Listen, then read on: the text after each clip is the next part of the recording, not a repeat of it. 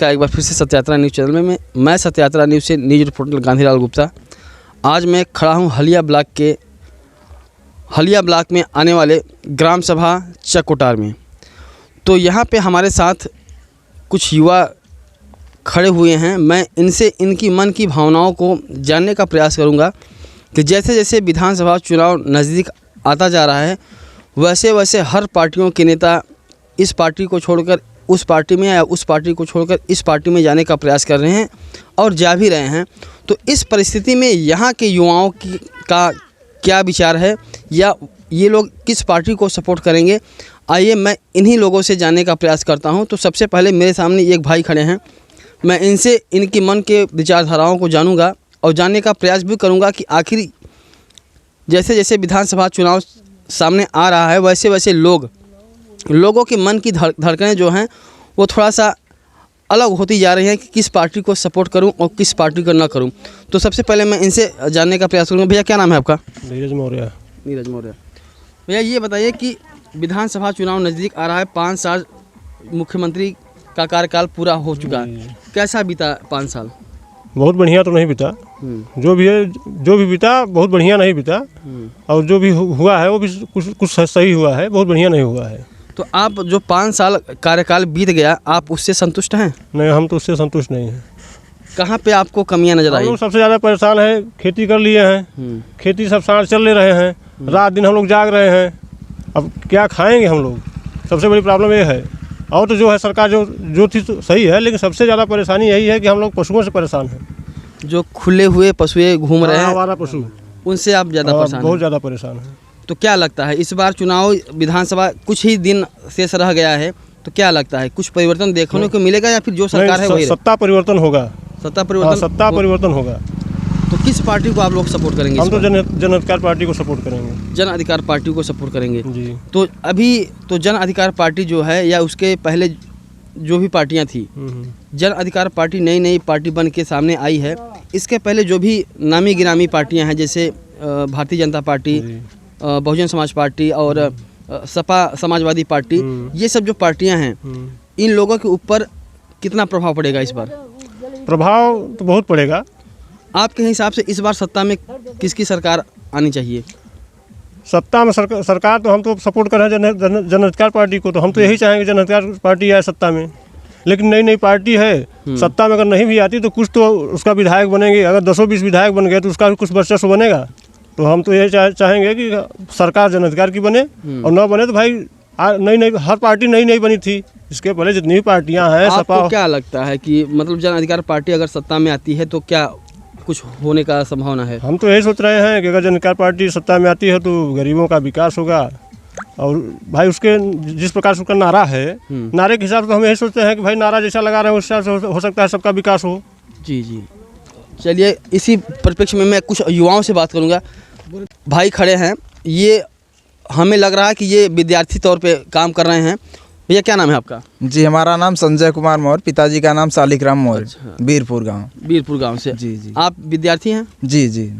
तो अच्छा ये बताइए कि 5 साल सरकार योगी जी का जो है कार्यकाल पूरा होने वाला है। जी। तो इसमें आप को क्या लगा, सरकार अच्छी रही या फिर संतोषजनक रही या फिर उससे आपको नाराजगी व्यक्त करेंगे? जी, सरकार तो ठीक ही रही संभवतः, जहाँ तक हमारा मानना है। भाई अब सबके विचारों में अलग अलग भावनाएं होती है। तो अभी कुछ ही दिनों के बाद विधानसभा चुनाव का मतदान शुरू हो जाएगा, 10 फरवरी से मतदान शुरू होगा। तो मैं आपसे एक बात करूंगा, आप एक विद्यार्थी हैं जी। तो जैसे जैसे अभी आप देखें कि 3 साल से लगातार कोविड-19 का प्रकोप चल रहा है। जी। इस परिस्थिति में शिक्षा का स्तर कहाँ तक उठा है और कहाँ तक गिरा है? जी, इस स्थिति में शिक्षा का स्तर बहुत बुरी तरह से गिरा हुआ है, जिसके लिए भाई गवर्नमेंट को जिम्मेदारी होनी चाहिए कि इस तरह से शिक्षा का स्तर नीचा न करें, बस यही।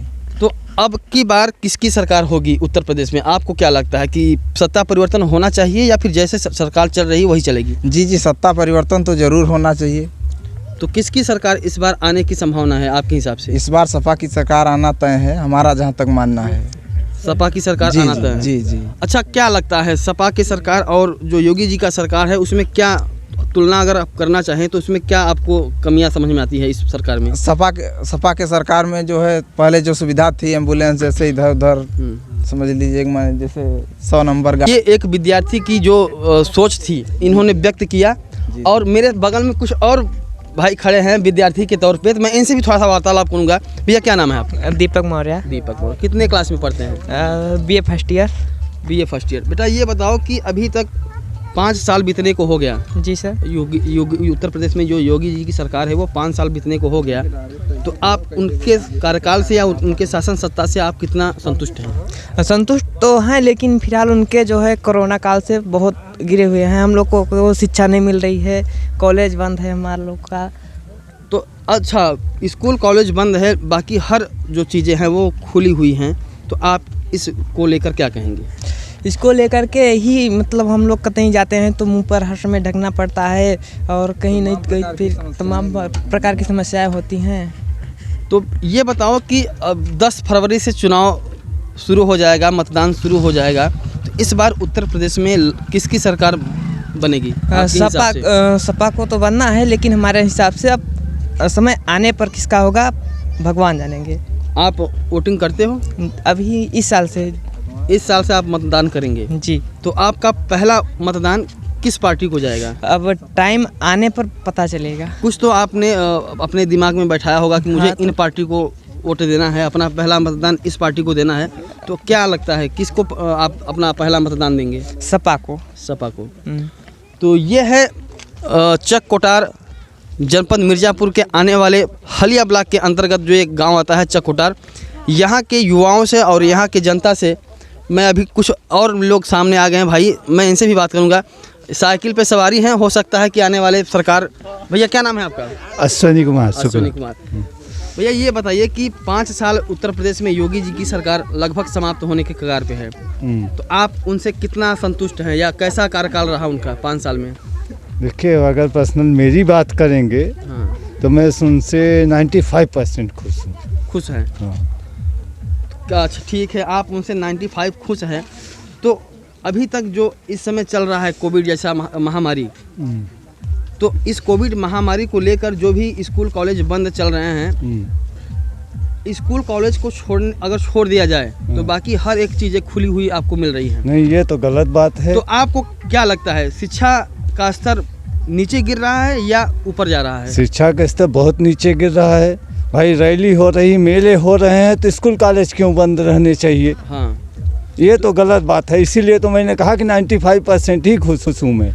तो आप उनसे 95% खुश हैं, 5% नाराजगी व्यक्त कर रहे हैं स्कूल को लेकर या केवल शिक्षा को लेकर। भैया आप ये बताइए, जहाँ तक अगर मैं बेरोजगारी की बात करूँ, तो जब सत्ता में ये नहीं आए थे उसके पहले इन्होंने जितनी भी रैलियाँ होती थी, जितने भी चुनावी जनसभा होते थे, उसमें इनका ये रहता है अगर हमारी सरकार सत्ता में आती हो तो मैं प्रतिवर्ष इतने हजार या इतने करोड़ लोगों को, युवाओं को रोजगार दूंगा। तो कहाँ गया उनका रोजगार? रोजगार तो भाई मिला नहीं। तो फिर आप कैसे कह दिए कि हम 95% संतुष्ट हैं? क्योंकि हम लोग देखे किसान हैं। किसान है? हाँ। ठीक है, आप किसान हैं तो मैं किसान की बात कर रहा हूँ। अभी तक मोदी जी के द्वारा यह कहा गया था कि किसानों की आय दुगनी करेंगे। आपकी आय दुगनी हो गई? दुगनी आय तो नहीं हुई, लेकिन फिर भी जो सुविधाएं हमको कुछ हद तक जो मिली हुई है, जो भी रेट निर्धारित किया गया था, कितना संतुष्ट हैं या कितना मिला आपको? भाई हमने तो पूरे FCI के रेट पर ही बेचा है पूरे अपने।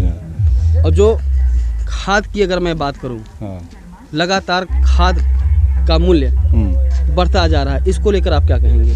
खाद का मूल्य बढ़ता जा रहा है तो मूल्य बढ़ता जा रहा है, मात्रा कम होती जा रही है। मात्रा कम होती जा रही है तो गलत बात है, लेकिन इसका कुछ हद तक जिम्मेदार कंपनियां भी हैं, और जो गवर्नमेंट उस पर सब्सिडी देती है तो उसका जिम्मेदार गवर्नमेंट भी है। तो गवर्नमेंट से ही तो सब कुछ चल रहा है। तो वही तो बोल रहा हूँ। तो ये है हमारे भाई साहब अश्विनी कुमार जी। इन्होंने कहा कि मैं बीजेपी के कार्यकाल से 95% संतुष्ट हूँ, 5% शिक्षा को लेकर मुझे नाराज़गी व्यक्त है। तो मेरे सामने एक और भाई खड़े हुए हैं, मैं इनसे भी इनकी मन की बात को जानने का प्रयास करूँगा कि क्या है इनके मन के अंदर, या इस बार किसकी सरकार सत्ता में आएगी? भैया क्या नाम है आपका? हमारा नाम तुलसीदास मौर्य। तो 5 साल बीतने को हो गया, कैसा बीता ये 5 साल?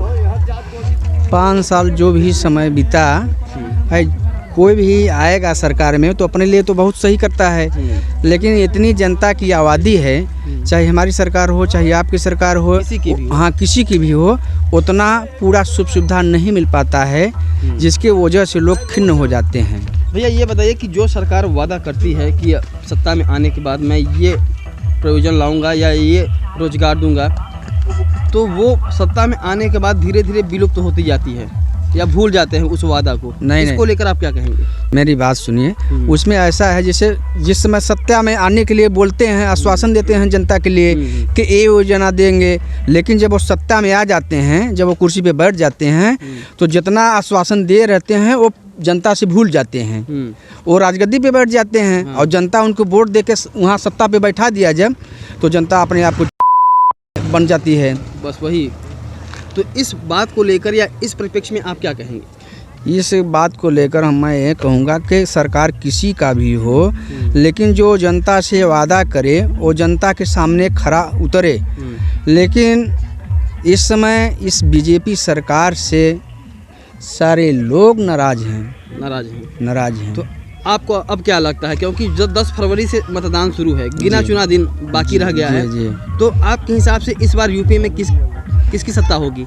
हम तो इस बार ये सोच रहे हैं, देखिए वोट जिसकी भी ज़्यादा होगी सरकार उसी की बनेगी। जितने भी विधायक ज़्यादा जिसके भी पार्टी के अधिक से अधिक जीतेंगे, सरकार बनेगी उसी की, चाहे सपा की बने, चाहे बीजेपी की बने, चाहे का नावा किसी का भी बने, लेकिन जनता बीजेपी से नाराज़ है। मैं ये कहना चाहता हूँ। जनता तो मान चलिए बीजेपी से नाराज़ है, लेकिन आने वाले समय में जी किसकी सरकार सत्ता में आएगी? मैं ये सोच रहा हूँ सपा की सरकार आएगी। खुल के बोलिए जो कहना है। नहीं, सपा की सरकार आएगी। सपा की सरकार आएगी। जी। तो बहुत बहुत धन्यवाद भैया आपका। अभी तक मैं मिर्ज़ापुर जनपद के हलिया ब्लॉक के आने वाले ग्राम सभा चकोटार में था। यहाँ के लोगों से उनकी विचारधाराओं को जानने का प्रयास किया। कुछ लोगों ने नाराज़गी व्यक्त की है तो कुछ लोगों ने खुशी जाहिर की है। तो अभी तक मैं आपके साथ लाइव जुड़ा रहा। मैं सत्यात्रा न्यूज़ से गांधीलाल गुप्ता। जय हिंद।